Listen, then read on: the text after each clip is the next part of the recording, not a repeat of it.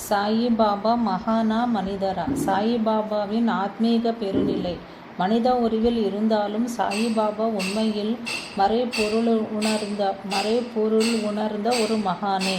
அவ்வாறுதான் பாவித்து ஒவ்வொருவரும் அவரை அணுகினர். அவருக்கு அவர்கள் அளித்த பெயரே அதை வெளிப்படுத்துகிறது. இறைவனுடைய தூதராகவும் தெய்வீக வாழ்க்கையின் தூதராகவுமே அவர் பலவீனமான மனிதர்களுக்கிடையே வாழ்ந்து நடமாடி வந்தார். நான் இறைவனின் அடிமை என்றார் அவர்.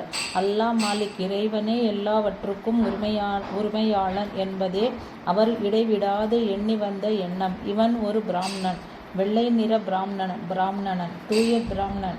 இந்த பிராமணன் லட்சக்கணக்கான மக்களை தூய பாதையில் செலுத்தி இறுதியில் குறிக்கோள் வரை அழைத்து செல்வான். இது ஒரு பிராமண மசூதி. நான் வாழ்ந்த மக்களுக்கிடையே தமக்குள்ள தொடர்பின் சாரத்தையே இச்சொற்களில் பாபா வடித்து விட்டார். தமது பார்வையில் அவர் என்னவாக இருந்தார் என்பதும் சிருஷ்டியிலுள்ள மற்ற பிராணிகளுடன் அவருக்குள்ள தொடர்பு எத்தகையது என்பதும் கேள்வி. ஏனெனில் இதுவே அவர் ஒரு மனிதனா மகானா என்பதை அறுதியிட்டு தீர்மானிக்கிறது.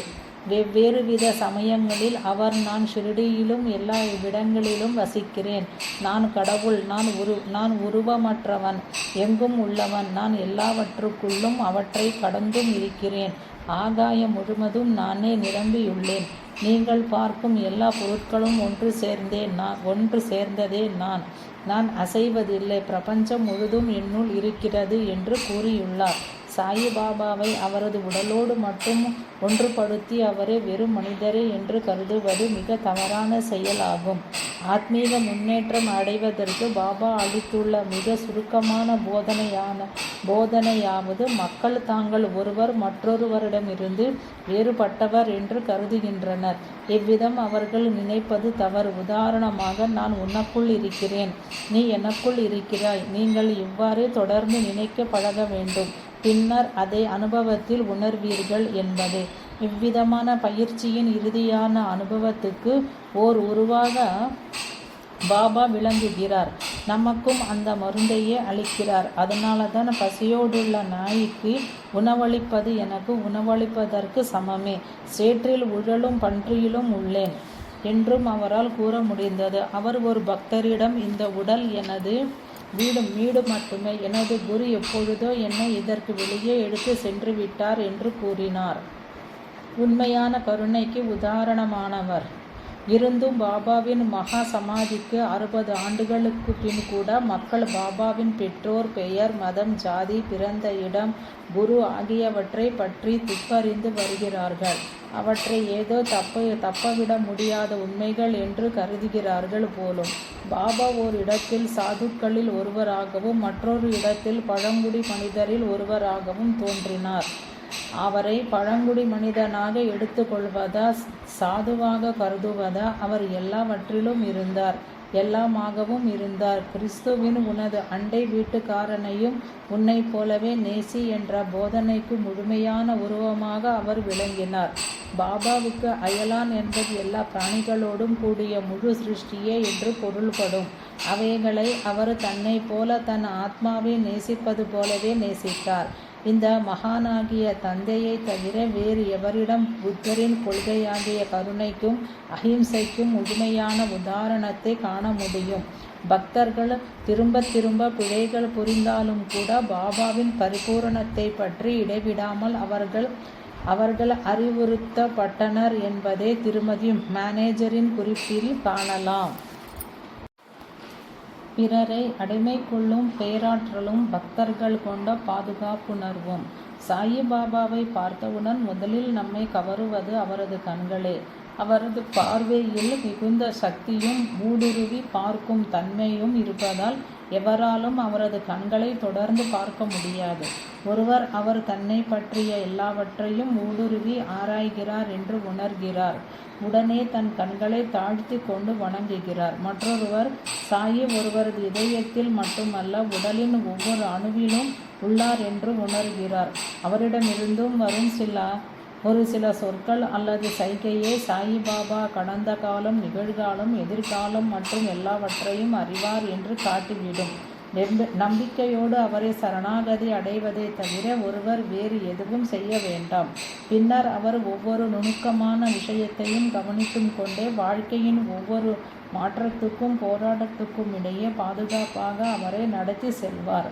அவர் அந்தர்யாமியாக இருந்தார். அவரை கடவுள் என்றோ சகஜ நிலையில் உள்ள சத்புருஷராகவோ வேறு எவ்விதம் விரும்புகிறீர்களோ அவ்விதமோ அழைக்கலாம். அவருக்கு பிறரை அடிமை கொள்ளும் சக்தி இருந்தது. அவரது முன்னிலையில் பயத்துக்கோ கேள்விகளுக்கோ இடமில்லை. ஒருவர் அவரிடம் எல்லாவற்றையும் ஒப்படைத்து சரணாகதி அடைவார். அதுவே பாதுகாப்பான சிறந்த ஒரே வழி. பாபாவை விட்டு நீங்காத பேருணர்வு நிலை. ஸ்ரீ சாயி பாபாவுக்கும் மற்ற மகாத்மாக்களுக்கும் இடையே நான் குறிப்பிடத்தக்க வித்தியாசத்தை கண்டேன். நான் மற்ற புகழ்பெற்ற மகான்களிடமும் பழகியுள்ளேன். அவர்கள் சமாதி நிலையில் இருப்பதை கண்டிருக்கிறேன். அந்நிலையில் அவர்கள் தங்கள் உடலை மறந்து ஆத்மா உடலில் கட்டுண்டதே என்ற எண்ணத்தை முற்றிலும் ஒழிக்கிறார்கள். பின்னர் அவர்கள் சுற்றுப்புறத்தை பற்றிய உணர்வு நிலையை அடைந்து தம் மனதில் உள்ளவற்றை அறிந்து நமக்கு பதிலளிக்கிறார்கள்.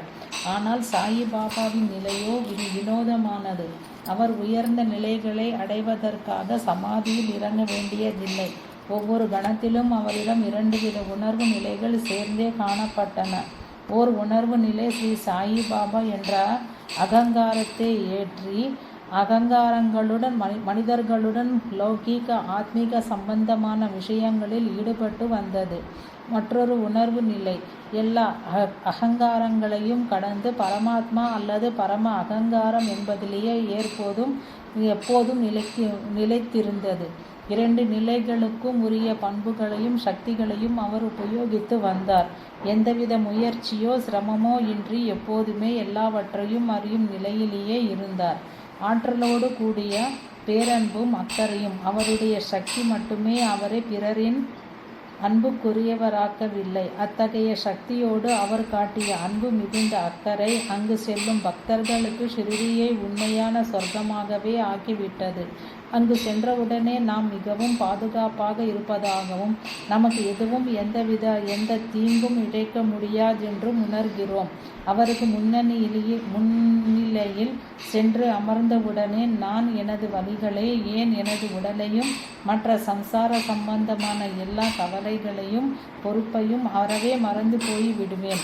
அணுகுவதற்கு எளியவர். அவர் எல்லோராலும் எல்லா நேரத்திலும் அணுக முடிந்தவராக இருந்தது அவரது குறிப்பிடத்தக்க ஒரு பண்பு ஆகும். எனது தர்பார் எப்போதும் எல்லா சமயங்களிலும் திறந்தே இருக்கிறது என்று அவர் கூறுவது வழக்கம். அவரிடம் தன்னை பற்றிய பிறரது ஆராய்ச்சியை குறித்து பயமோ மறைப்பதற்கு எவ்விதமான வெட்ககரமான விஷயங்களோ இருக்கவில்லை. அவரது செயல்கள் எல்லாமே எல்லோரும் பார்க்கும்படியாகவே இருந்தன. கவலையற்றவர். கவலையே அற்றவராக இருந்தது அவரது வாழ்வின் மற்றொரு தனிப்பண்பாகும். அவர் எவருக்கும் பணிவிடை புரியவோ அல்லது எவரையும் காப்பாற்றவோ வேண்டிய தேவை இருக்கவில்லை.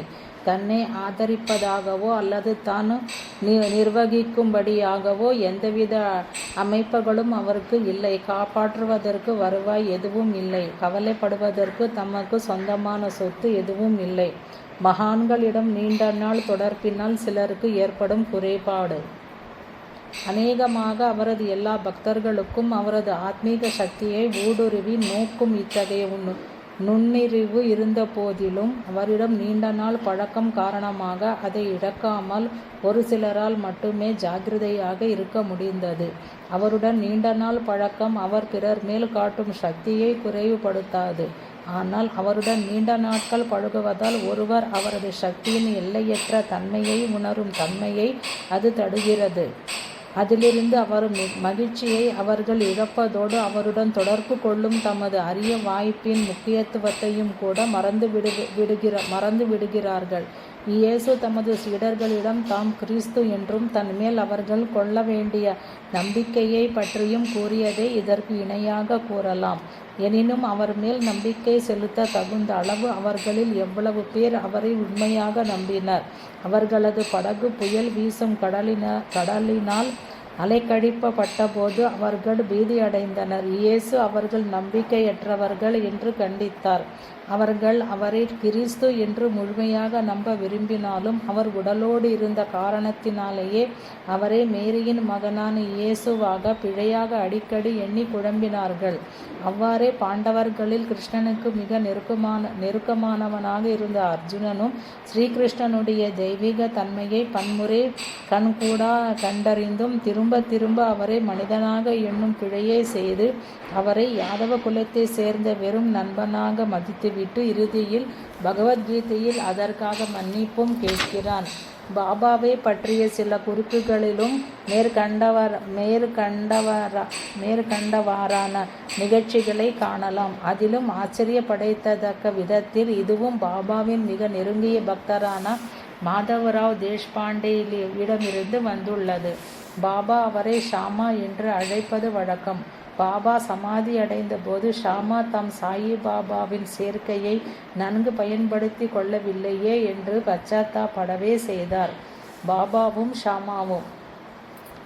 ஷாமாவை பொறுத்தவரையில் எப்போதாவது ஒரு முறைதான். உதாரணமாக, அவரை பாம்பு கடித்த போது பாபா அவருக்கு அதிசயமான அனுபவத்தை அளித்து அருளியுள்ளார். ஷாமாவை ஒருமுறை அவரிடம் சற்று விளையாட்டாகவே, பாபா, தாங்கள் அநேக பக்தர்களுக்கு செல்வம், சொத்து, பதவி முதலியவற்றை அளித்துள்ளீர்கள். ஆனால் எனக்கு மட்டும் ஏன் எதுவும் கொடுக்கவில்லை? நீங்களோ கந்தையை அணிந்து இந்த பாழடைந்த பழைய மசூதியில் சாக்கு துணி மேல் தூங்குகிற ஒரு பக்கீர். நீங்கள் மிகவும் வறியவர். உங்கள் உணவை கூட பிறரிடமிருந்து பிச்சை எடுத்தே பெறுகிறீர்கள். ஆனால் எல்லோரும் உங்களை கடவுள் என்று அழைக்கிறார்கள். நாங்கள் தான் உங்களை கடவுளாக்கி உள்ளோம். நாங்கள் அதை மறுத்தால் அவர் எங்களை என்ன கேட்க முடியும் என்றார். பாபா மனதை கொள்ளை கொள்ளும்படியாக சிரித்து நீண்ட ஒரு அன்பு நோக்கை தம் அருமை குழந்தையின் மேல் செலுத்தி, உனக்கு வேண்டியது செல்வமும் சொத்தும் அல்ல, உனக்காக வேறு ஒன்று காத்து கொண்டிருக்கிறது என்றார். ஒரு சந்தர்ப்பத்தில் சிந்தி வியாபாரி ஒருவர் சாகியின் அருமையான பக்தருக்கு ஷாமாவுக்கு தங்க நாணயங்களை அளிக்க விரும்பினார். ஆனால் பாபா அதை ஆக்ஷேபித்து அவரை கொடுப்பதற்கு அனுமதிக்கவில்லை. மற்றவர்களுக்கு கொடுத்து வந்ததைப் போல ஷாமாவுக்கும் பணம் கொடுப்பதற்கு பதிலாக பாபா அவருக்கு எப்போதும் ஏகநாத பாகவதம், விஷ்ணு சஹஸ்ரநாமம் போன்ற புனித நூல்களையே அளித்து வந்தார்.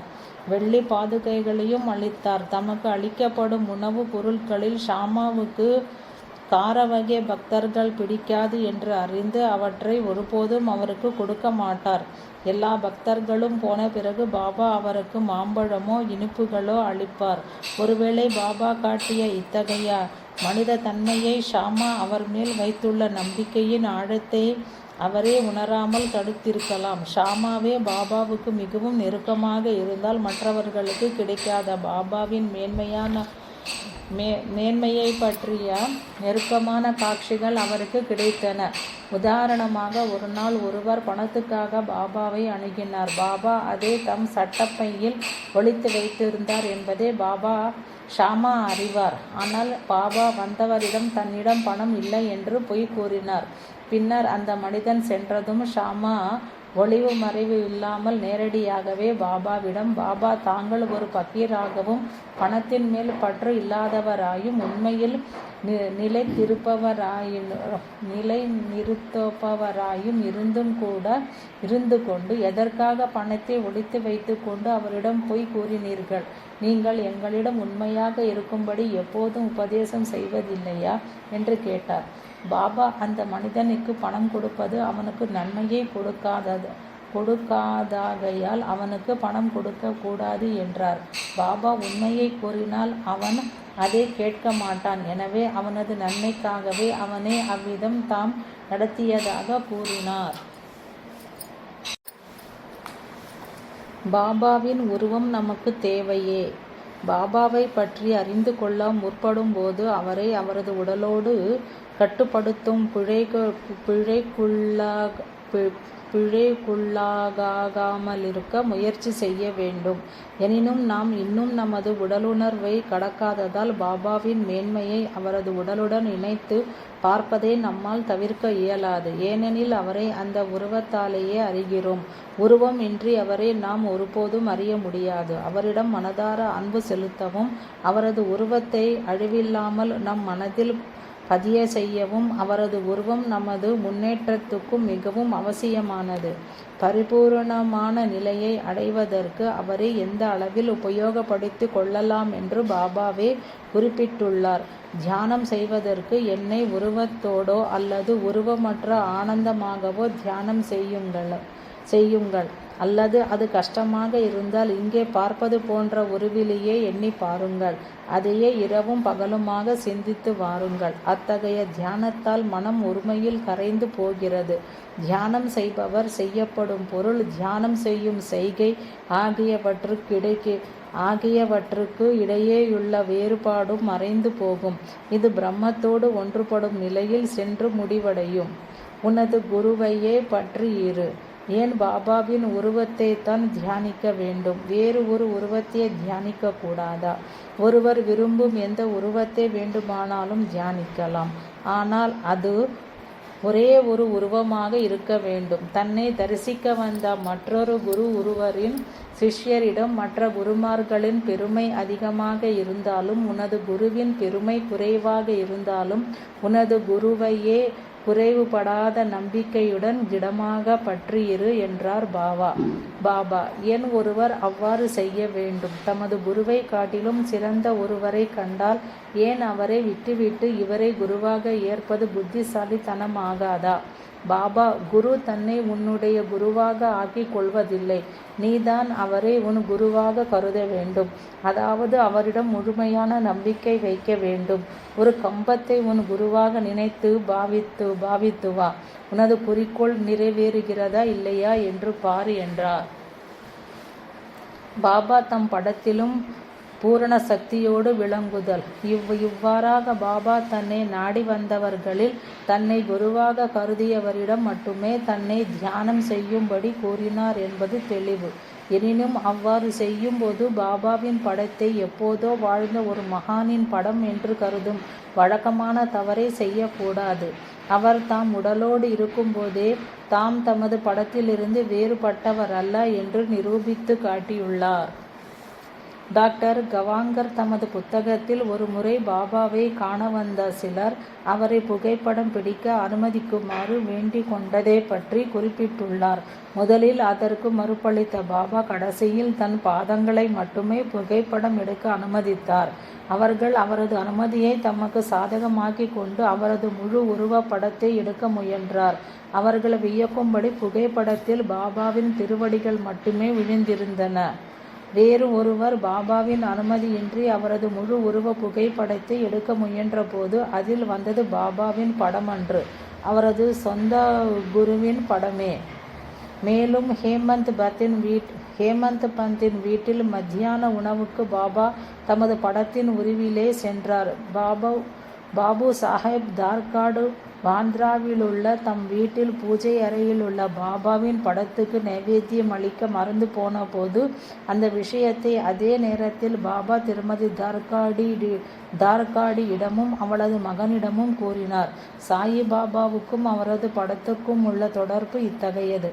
இவ்வாறு பாபாவின் உருவத்தை ஒரு படத்திலிருந்தே நம் மனதில் பதிய வைத்து கொள்ள வேண்டும் என்றாலும் இன்றும் கூட உயிரோடுள்ள ஒரு மகானின் படமாகவும் அவர் அந்த படத்தின் குருவில் நம்மிடம் வந்துள்ளார் என்றும் கொள்ள வேண்டும். நாம் அத்தகைய பாவனை கொள்வோமாகில் இறுதியில் அது உண்மையே என்று பாபாவால் நிரூபிக்கப்படும் பலனை பரிசாக அடைவோம்.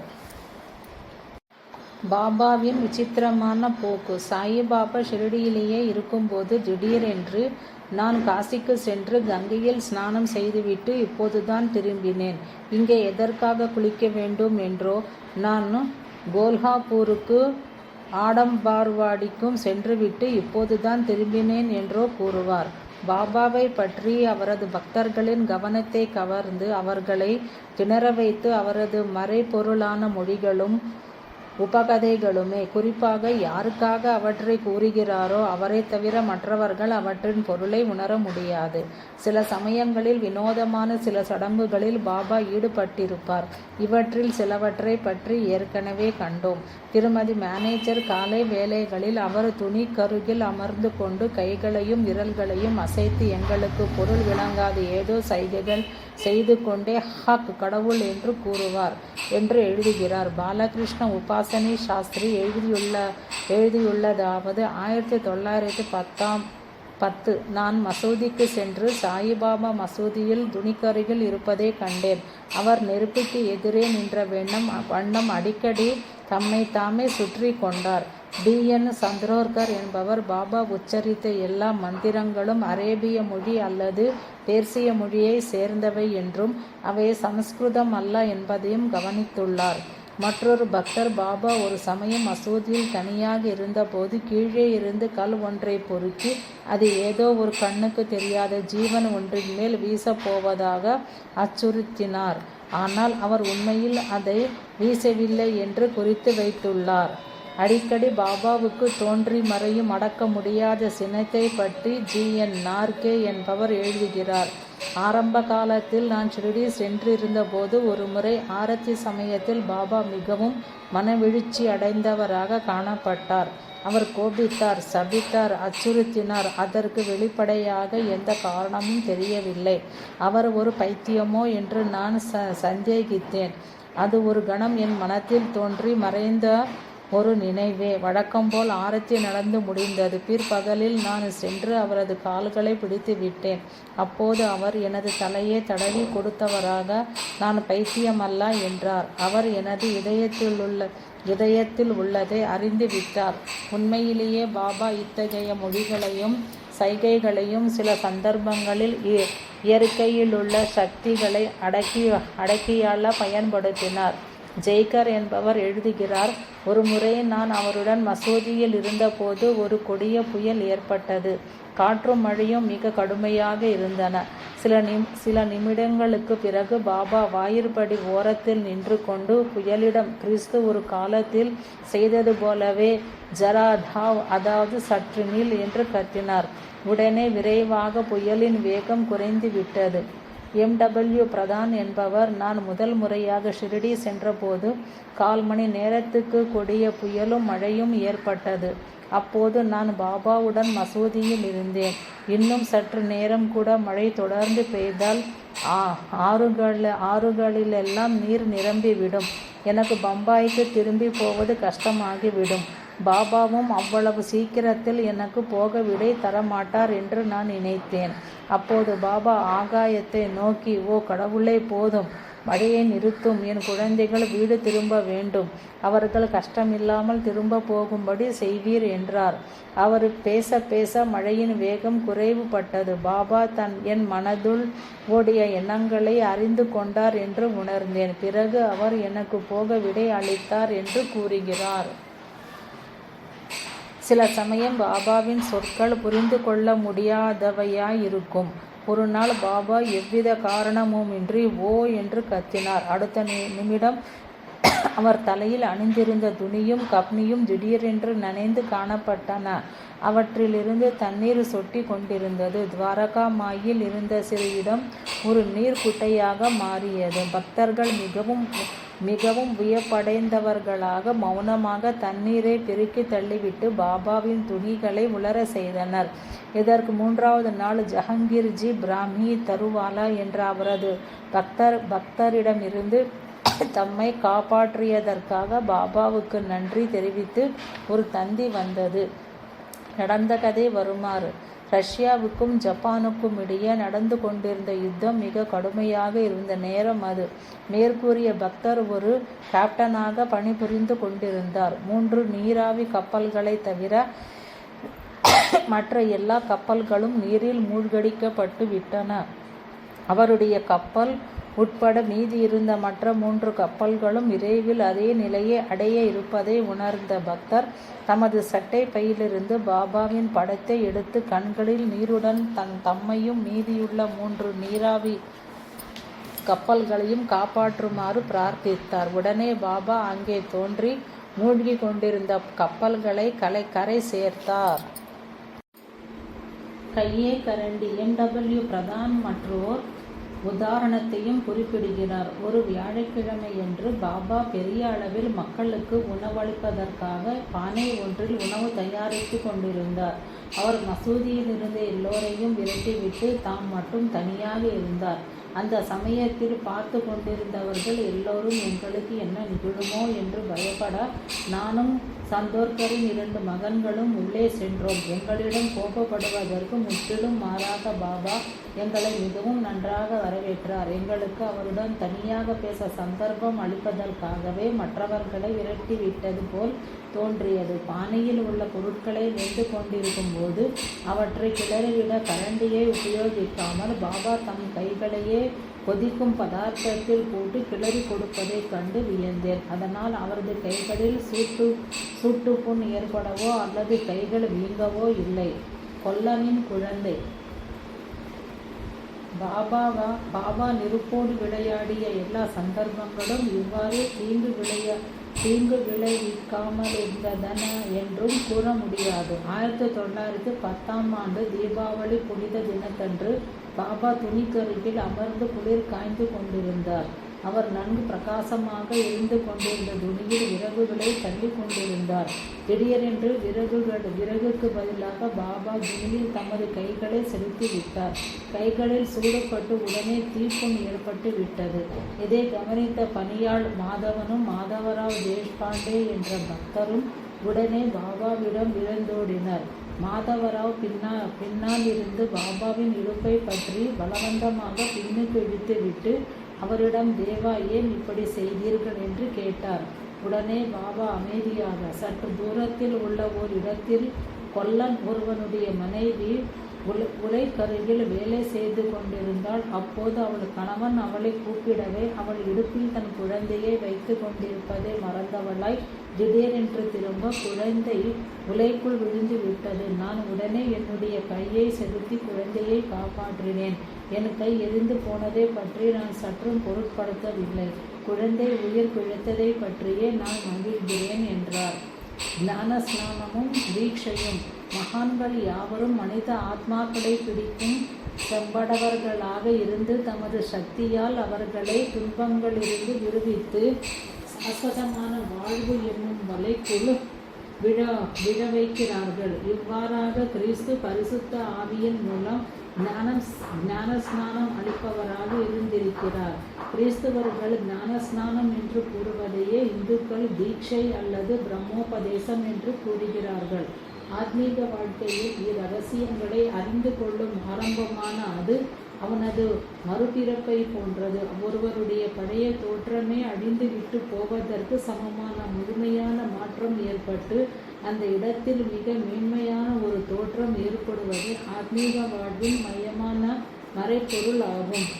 சொர்க்கத்தில் உள்ள தந்தை பரிபூரணம் அடைந்தவராக இருப்பதை போன்ற பரிபூரணம் அடைவதற்கு ஆன கடைசி படைக்கு முந்தியபடியே அதை அடைவதற்கே சத்குரு அல்லது கிறிஸ்து நாம் செல்ல வேண்டிய பாதை, அடையும் குறிக்கோள், வாழ வேண்டிய வாழ்க்கை ஆகியவற்றுக்கு ஒரு முன்மாதிரியாக உதாரணமாக விளங்குகிறார்.